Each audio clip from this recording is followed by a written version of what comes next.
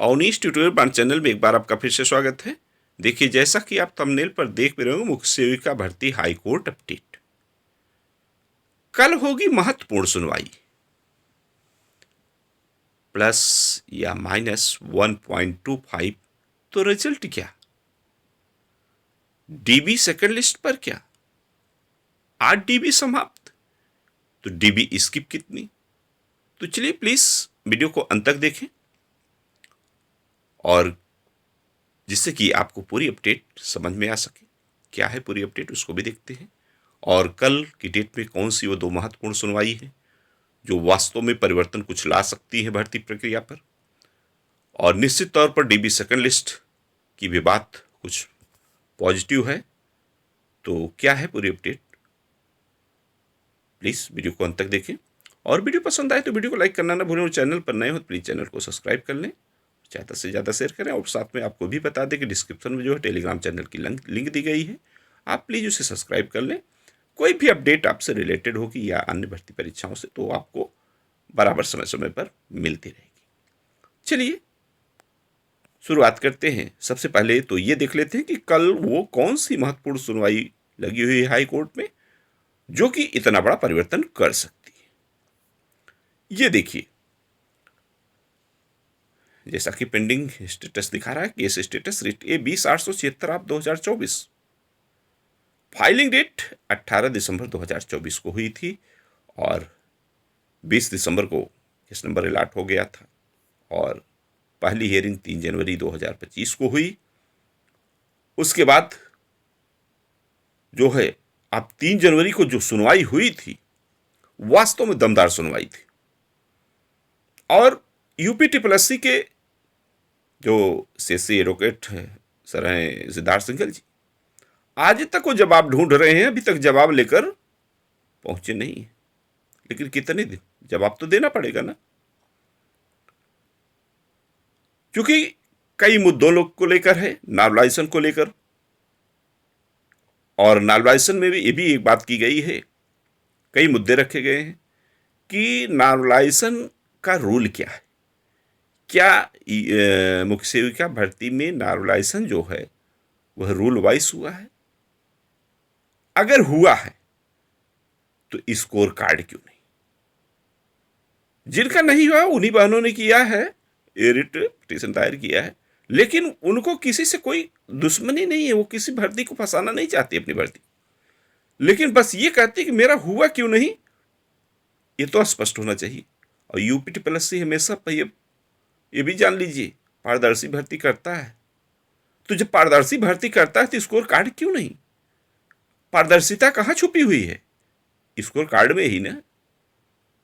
अभी score card जारी कर दे सभी का। अरे भाई, जिस ढंग से आप रोल नंबर, हम रोल नंबर जाने दीजिए, पेट का जो है स्कोर कार्ड जारी करते हैं, तो इसमें तो ज्यादा लोगों का नहीं है। जितने लोग भर्ती परीक्षा अटेंड किए हैं उन्हीं का तो आपको स्कोर कार्ड जारी करना है। तो क्या प्रॉब्लम है? भर्ती पारदर्शी हो जाएगी। और नहीं तो कम से कम ये समझ में आना चाहिए कि कितने मार्क्स का अप डाउन हुआ है। और पहली बात ये भी है, नॉर्मलाइजेशन का जो रूल है वो या तो किसी शिफ्ट में, जैसे फर्स्ट शिफ्ट सेकंड शिफ्ट की बात कर लें, फर्स्ट शिफ्ट अगर इजी है वो 55 मार्क्स पाया है कैंडिडेट ने, और सेकंड शिफ्ट वाला 50 मार्क्स पाया है। तो यही इतना किया जाता है कि समानता दी जाती है। नॉर्मलाइजेशन जो है वो दोनों को इक्वल करने का रूल है। चाहे जो डेविएशन लगा दे, चाहे स्टैंडर्ड डेविएशन, चाहे जो भी डेविएशन फार्मूला लगा दे, उससे नहीं मतलब है। लगता है जो भी है ठीक है, लेकिन वो फार्मूला ऐसा नहीं, वो एक ही दिशा में चलता है। कोई फार्मूला 2 दिशा में नहीं चलता है, ठीक है ना। वहां तो LHS इक्वल RHS करना है, तो लेफ्ट हैंड साइड और राइट हैंड साइड को इक्वल करना है ना।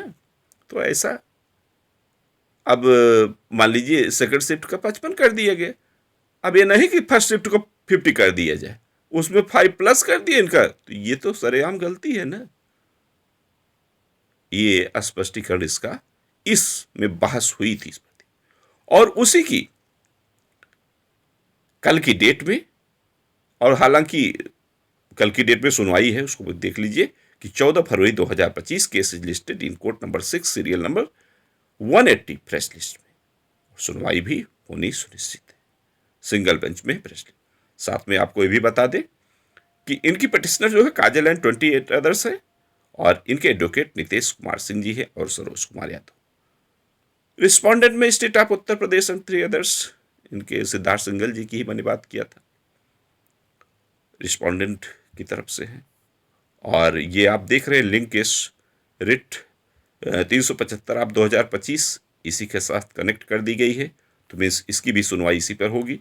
अब आप ये ध्यान दीजिए, लिस्टिंग हिस्ट्री देख लीजिए कि 3 तारीख को हुई, डेट फिक्स की गई सुनवाई के साथ, और उसके बाद सभी में पास ओवर होता चला आया है कुछ कारणवश, और 6 फरवरी को भी डेट लगी हुई थी, पास ओवर हुआ, इसीलिए डेट देखिए लग गई है और सुनवाई होना भी सुनिश्चित है।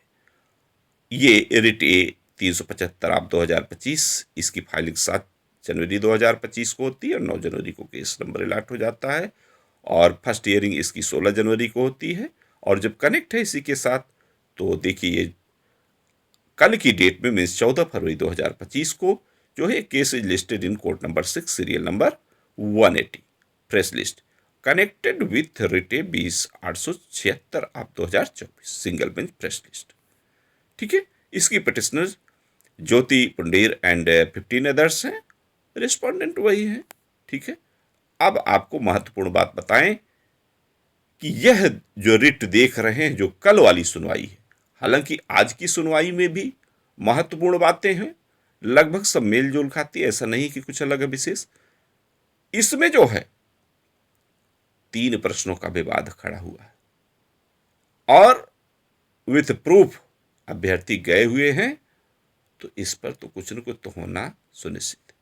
और जिसमें यह प्रश्न जो दिख रहा है कि महीने के किस दिन मुख्य सेविका को आईसीडीएस परियोजना में प्रगति की रिपोर्ट सीडीपीओ को देनी होती है, आयोग मानता है महीने का 5वां दिन। बच्चियां जवाब मांगी, आयोग का जवाब वही विभाग से मांगा गया, विभाग ने सही सही जवाब दे दिया महीने का 25वां दिन। अब जो विभाग ने आरटीआई के जरिए जवाब दिया है वही रिपोर्ट लग गई है हाई कोर्ट में। अब कहां जाएंगे सिद्धार्थ सिंघल जी? अब तो आयोग को भी जवाब देना पड़ेगा, इसलिए 1.25 मार्क्स का अप डाउन कहने का मतलब होना सुनिश्चित है, जो कि बहुत बड़ा परिवर्तन भर्ती प्रक्रिया में ला सकता है। यह आशा है कि डीबी सेकंड लिस्ट सुनिश्चित है, वैसे भी सुनिश्चित है। आयोग इतना भाई आयोग है, आयोग की महत्ता भाई उसको नहीं कुछ कहा जा सकता। योग्यता का वाला जो विवाद है वह भी इसी में है। एक तरफ स्नातक कला, दूसरी तरफ स्नातक विज्ञान, तो दोनों में सिमिलरिटीज तो नहीं है भाई ना। तो यह भी मुद्दा बहुत बड़ा हो सकता है, क्योंकि पिछली कुछ भर्तियों में जिनसे प्रोविजनल भरवाया गया है बड़ी संख्या में, जैसे लेखपाल भर्ती में आपको बता दें पीएच कैंडिडेट से मने पद 380 या समथिंग ऐसे थे पीएच के टोटल पद, लेकिन बुला लिए गए 46-48 सभी पीएच को बुला लिए गए, और जिसको आयोग जानता था कि इनको लेना है उनसे जो है कुछ नहीं करवाया, और जिनको नहीं लेना था सब से प्रोविजनल फॉर्म भरवा लिया था, साइन करवा लिया था। ठीक है, तो अंत में आज वो दिव्यांग भाई बहन अभी तक न्याय नहीं मिला है। आशा करते हैं कि उनके ऊपर भी माननीय मुख्यमंत्री जी दया करें। तो इसीलिए निश्चित तौर पर यह भी एक बहुत बड़ा मुद्दा है। तो डीबी सेकंड लिस्ट तो सुनिश्चित है। लेखपाल भर्ती में तो 3 लिस्ट आई थी, मुख्य सेविका भर्ती उससे कम नहीं है, एक लिस्ट तो आनी श्योर है। और आज डीबी भी समाप्त हो रही है, और आपको साथ में बताते चलें, डीबी जिनकी हुई बहुत बहुत शुभकामनाएं। आप अब जो है प्रार्थना करें कि आपका सिलेक्शन हो, फाइनल सिलेक्शन हो। और डीबी स्किप की अगर बात करें तो एवरेज मान के चले तो 18% समथिंग डीबी स्किप हुई है।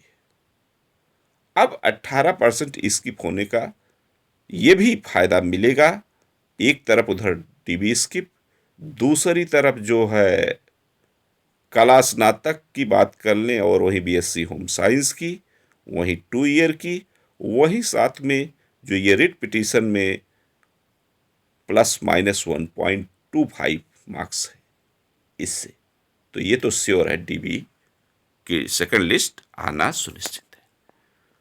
फिलहाल आज भी कोर्ट में 2 रिटें लगी हुई हैं, उन पर जैसे ही कोई अपडेट मिलती है तो आपके साथ जरूर साझा करेंगे। और कल की जो सुनवाई होनी है उसके बारे में भी आपको ऑथेंटिक अपडेट देंगे। हालांकि इस इन रिट पिटीशन से संबंधित बहनें खुद ही बहुत ही कुशलतापूर्वक अपना कार्य कर रही हैं, लेकिन फिलहाल अब यूट्यूब है, यूट्यूब की दुनिया में तो देखा जा रहा है कि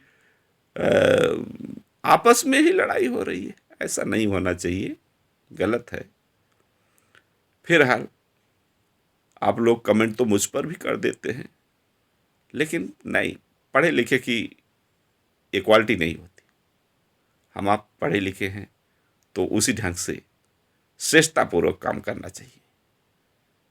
कभी भी किसी को अपने मुख से, मुख बहुत अच्छा है, यदि आप इससे अच्छा कुछ कहेंगे और अगर इस पर नियंत्रण नहीं कर पाए तो बुरा भी साबित हो जाता है। बस इतना ही कहेंगे, ईश्वर आपको सफलता प्रदान करें, बस इतना ही। फिलहाल आज की भी कोर्ट की जैसी अपडेट मिलती है आपके साथ जरूर साझा करेंगे। तो वीडियो पसंद आई हो तो वीडियो को लाइक करना ना भूलें, और चैनल पर नए हो प्लीज़ चैनल को सब्सक्राइब कर लें, ज़्यादा से ज़्यादा शेयर करें भाई। और डिस्क्रिप्शन में टेलीग्राम चैनल की लिंक दी गई है, उसे भी सब्सक्राइब कर लें, आपको सारी ऑथेंटिक जानकारियाँ मिलती रहेंगी। Okay, thank you.